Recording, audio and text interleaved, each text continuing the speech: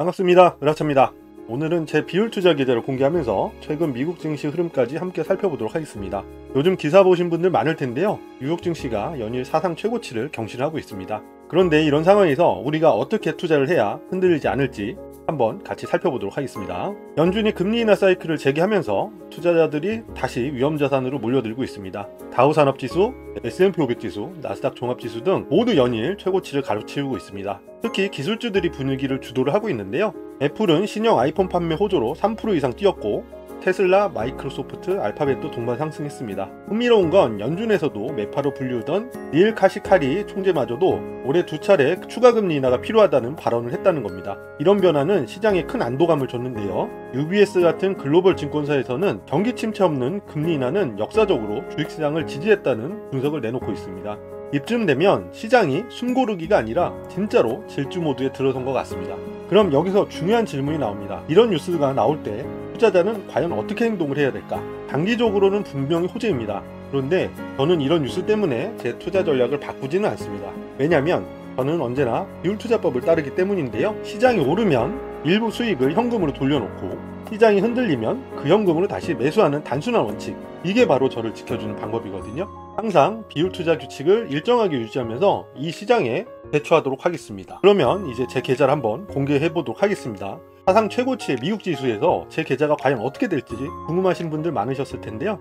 이번 주도 투자를 위해서 10만원 이체를 해놨고, 그래서 예수금은 11만 1,494원이 됐습니다. 항상 현금과 일정 비율 나눠서 투자를 하고 있는데요. 나스닥 지수 1일 수익률을 2배 추종하는 나스닥 레버리지 ETF는 저 같은 경우는 코덱스 미국 나스닥 100 레버리지 합성 H라는 ETF를 통해서 투자를 하고 있습니다. 지금 1,412주를 보유하고 있고요. 평가금은 2,138만 4,740원, 수익률은 81.75%입니다.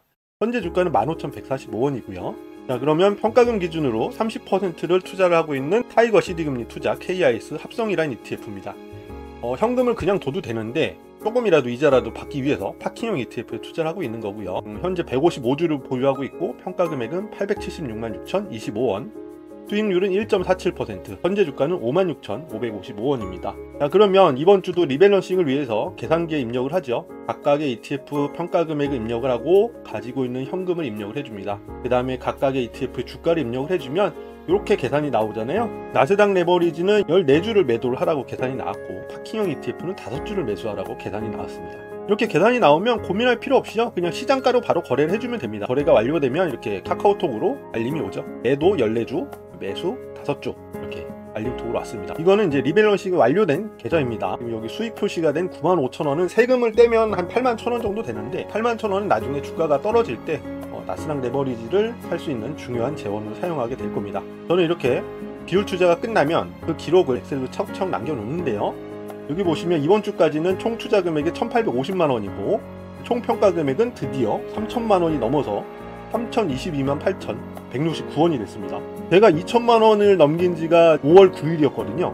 지금 단 4개월 만에 1,000만 원이 더 불어나게 된 거죠. 그리고 계좌의 총 수익률은 63.40%, 이렇게 볼 수가 있으십니다. 제가 한번 예전 방송에서 언급한 거를 기억하실지 모르겠지만 1,000만 원을 모았을 때와 2,000만 원을 모았을 때 시기가 점점점 짧아지고 있는데 3,000만 원을 모았을 때 시기가 훨씬 짧아졌어요. 지금 단 4개월 만에 1,000만 원이 더 불어난 거니까 앞으로 4,000만 원이 되는 날이 과연 얼마나 걸릴지 궁금하기도 합니다.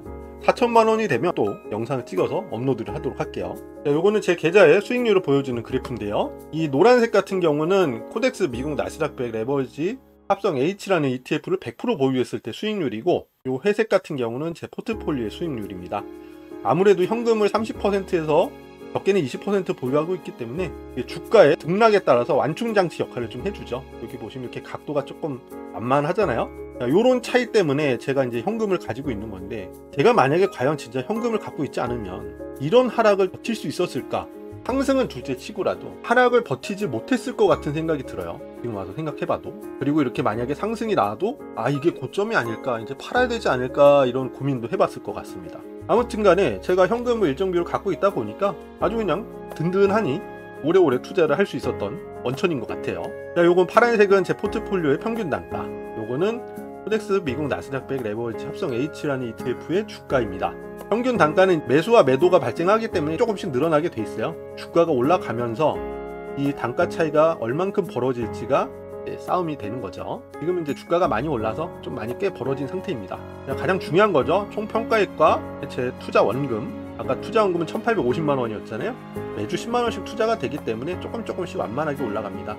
하지만 나스닥 레버리지 주가가 상승하면서 이렇게 꾸준하게 우상향을 해주고 있고요. 이 차이가 이만큼이나 다시 벌어졌습니다. 그때 여기를 생각하면 진짜 많이 이익이 난 거죠. 이때에 비해서 갑자기 평가 수익이 줄어드니까 현금이 없었으면 아마 여기서 이제 팔아야 되나 보다 그런 생각을 하지 않았을까 싶어요. 근데 현금으로 계속 평단가를 낮춰가면서 버티니까 이런 반등이 나오는 날이 오잖아요. 장기 투자는 간단합니다.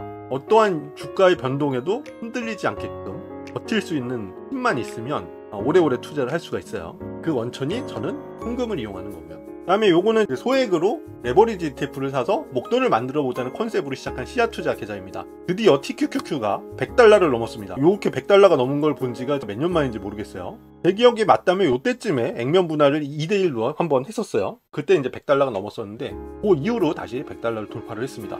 대부분의 레버리지 ETF를 투자하지 말라는 양반들이 항상 하는 얘기가 이미 나스닥 지수는 고점을 돌파했는데 TQQQ를 봐라. 아직 고점을 돌파하지 않았다. 그러니까 투자하지 마라. 이렇게 얘기를 많이 하지만 이제 고점을 넘었습니다. 드디어 고점을 넘었기 때문에 이제 그런 얘기가 쏙 들어갈 겁니다. 수익률을 따지면 나스닥에 투자하는 것보다 훨씬 높은 수익률이죠. 이런 것들을 감안해서 레버리지에 투자하는 거 아니겠어요? 이 TQQQ 같은 경우는 지금 수익률이 78%, 평가 수익은 1290만원 정도 되고요. UPR로 S&P 500 지수 3배 추종하는 레버리지 ETF죠. 이거 같은 경우는 42.6%, 평가 수익이 115만원입니다. PPA 같은 경우는 레버리지는 아니고 제가 방위산업이랑 최첨단 산업 쪽에 이제 투자를 하는 ETF라서 투자를 하는 건데 이것도 16.5%, 7만원 정도 평가 수익이 있고요. USD라고 해서 반도체 지수죠. 2배 레버리지 ETF인데 요거 같은 경우는 지금 수익률은 8.3%, 4만원 정도 됩니다. 아무튼 요거를 다 합쳐가지고 3,500만원이 됐어요. 제가 마지막으로 공개했을 때가 아마 2,800만원인가 그랬을 텐데 그냥 계속 자동이체로 매수하다 보니까 어느덧 68%가 넘는 수익을 보고 있습니다. 여기서 구독자분들이 많이 하시는 질문 몇 가지를 가져와 봤습니다. 첫 번째, 레버리지 ETF는 위험하지 않나요? 이렇게 물어보신 분들이 있으셨는데요. 맞습니다. 단기적으로는 출렁임이 큽니다. 하지만 저는 현금 비중을 반드시 30%를 유지하고 있기 때문에 계좌 전체가 크게 흔들리진 않고 있어요. 두 번째, 지금처럼 시장이 최고가일 때도 사야 되나요? 이렇게 물어보신 분도 있는데요. 제대 대답은 네입니다. 저는 시장이 오르든 내리든 리밸런싱 원칙대로 매수 매도를 하기 때문에요. 최고가에 사는 게 두렵지는 않습니다. 왜냐면 떨어지면 현금으로 다시 보충하면 되기 때문이죠. 사람은 투자를 할 때 고점과 저점을 맞출 수가 없습니다. 내가 항상 투자할 마음의 준비가 됐다면 언제든지 투자를 시작하시면 됩니다. 세 번째 질문, 단기 뉴스에 대처하지 않으면 기회를 놓치는 거 아닌가요? 이렇게 물어보신 분들이 있어요. 이건 뉴스에 좀 민감하신 분들께서 좀 질문해 주셨는데 기회를 다 잡을 수는 없습니다. 대신에 저는 확실히 잡을 수 있는 시간의 복리 효과를 선택을 한 거거든요. 단기적으로 시장은 우상향한다는 믿음이 있기 때문에 이런 단기적으로 나오는 뉴스에 일일이 대처하지 않고 있습니다. 대신에 주기에 맞춰서 레버리지 ETF와 현금을 리밸런싱을 해줄 뿐이죠. 오늘은 미국 증시의 최근 흐름과 제 계좌를 공개하면서 비율투자법의 힘을 다시 확인을 한번 해봤습니다. 시장은 언제나 요동을 칩니다. 하지만 우리가 해야 할 일은 단순하죠. 원칙을 정하고 꾸준히 지키는 것. 그러면 시장의 변동성이 오히려 기회가 됩니다. 여러분들도 단기 변동성이 흔들기보다 자신만의 투자법을 만들어서 꾸준히 지켜나가시길 바랍니다. 저처럼 비율투자법을 하셔도 좋고요. 만약에 제 비율투자법이 궁금하신 분들은 제 채널에 이 재생 목록을 눌러보시면 제가 폴더를 하나 만들어 놨어요. 미국지수 ETF 투자 방법, 요거를 선택하시면 모든 재생 목록 보기를 누르시면 되는데 1번부터 4번까지는 비율투자에 관련된 영상입니다. 영상 길이가 한 10분 정도씩 되니까 시간 있을 때 천천히 한번 보시면 될 것 같고요. 5번부터 6번은 아까 적은 돈으로 두세 배짜리 레버리지 ETF를 투자를 해서 목돈을 만드는 씨앗 투자법에 관련된 영상이니까 요것 또한 역시 10분 정도 되는 길이니까 시간 있으실 때 천천히 한번 보시면서 따라 하시는 것도 좋을 것 같습니다. 예전에 떨어진 것들을 한번 기억을 해보시죠. 4월 달만 해도 지수가 어디까지 떨어질지 모르겠다고 두려움에 떨던 언론들이 지금은 지수가 어디까지 오를지 모르겠다면서 우리들의 공포감을 불러일으키고 있습니다. 그들의 말에 하나하나 우리가 반응할 필요 없고요. 우리만의 법칙을 꾸준히 지켜나가면 될 것 같습니다. 오늘 영상이 도움이 되셨다면 구독과 좋아요 꼭 부탁드리고요. 여러분들의 계좌도 함께 성장하길 바라면서 다음에 또 찾아뵙도록 하겠습니다. 감사합니다.